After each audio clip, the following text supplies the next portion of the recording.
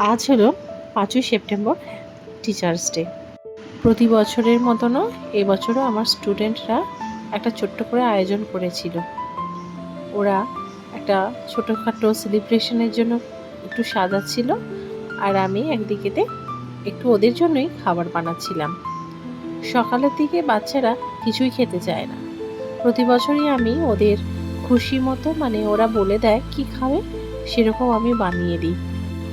সকাল থেকেই সেজন্য আমি একটু বানাতে শুরু করেছিলাম, আর ওরাও ডেকোরেট করে আমার জন্য কেক আর গিফট নিয়ে রেখেছিল। এখন তো ভাইরাল ফিভার হচ্ছে, আমার অনেক কটা স্টুডেন্ট আসতে পারেনি ভাইরাল ফিভারের জন্য।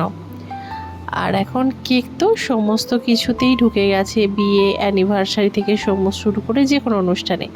আর এটা একটা মিষ্টি গিফট, এটা কি সুন্দর গিফটটা দেখো, গিফটের প্যাকেটটা কি সুন্দর, একটা গোলাপ দিয়ে বাঁধা।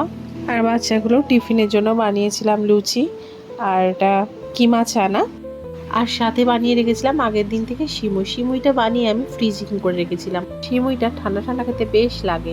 যাই হোক, মোটের উপর আমার এই স্টুডেন্টদের নিয়ে আজকে দিনটা বেশ ভালোই কাটালাম।